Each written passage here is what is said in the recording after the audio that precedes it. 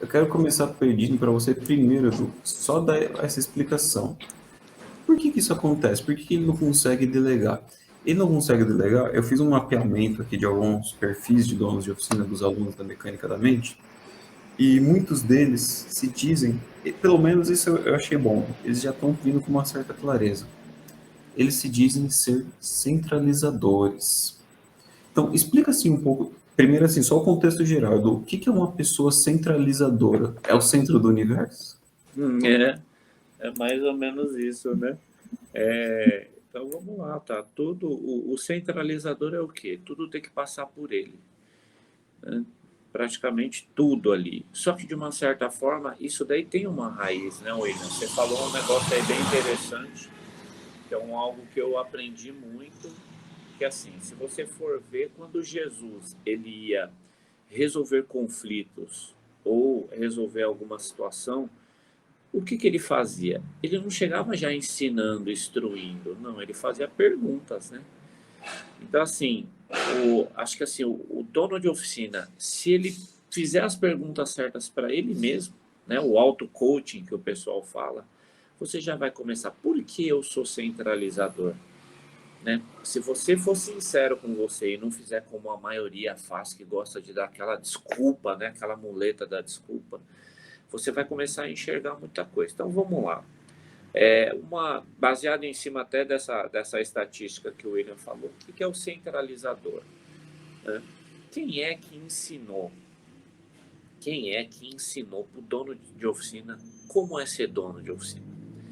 Quem é que ensinou para o dono de oficina o que é ser dono de uma empresa? Quem é que ensinou? Os pais ensinaram isso? A escola ensinou isso? Né? Faculdade ensina isso? A oficina que você trabalhou preparou você para ser dono de oficina? Te ensinou, te mostrou como é ser dono de oficina? Então, baseado em cima dessas perguntas, né, já dá para saber. Então, muita atitude que nós fazemos é baseado pela falta do conhecimento. Então, se você não tem o conhecimento naquilo, como que você vai fazer alguma coisa que você não sabe?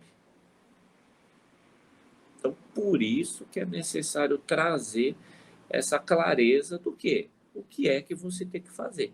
Então, como o dono de oficina, a maioria, né, tirando aqueles que já vêm de uma família, às vezes vai passando ali de geração, mas aquele que trabalhou e ele tipo assim, ele saiu ali da oficina que ele trabalhava e abriu a dele, né, ele não veio com essa bagagem de como é ser um dono de oficina.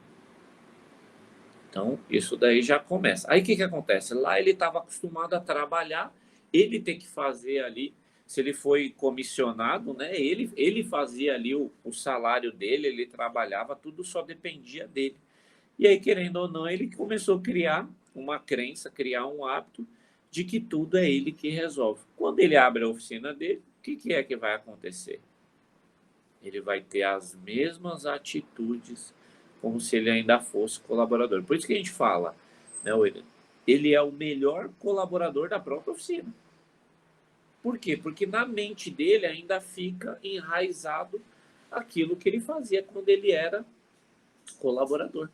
E aí ele quer centralizar tudo, aí ele fica com receio, de uma certa forma, de passar para os outros, né, o que é que precisa ser feito, tem medo de não fazer. Quando faz e dá errado, já fica aquela vozinha interior falando: ó, tá vendo? Não era para você ter entregue, não era para você ter feito isso, não era para você passar esse carro para aquela pessoa fazer. Ou então, quando a pessoa está fazendo, ela vai lá e toma a frente, tira a pessoa de lá e finaliza o carro. Então, por isso que a gente fala, né, William? Está sempre voltado em cima do pilar principal, que é o dono da oficina. Se ele não mudar a atitude, dificilmente ele vai mudar. Então, ele se torna centralizador por conta disso daí, né? A maioria era dono de oficina. Quando abre sua própria oficina, ele ainda tem as mesmas atitudes que ele tinha quando era colaborador. E ainda não teve aquela virada de chave, né? Certinha.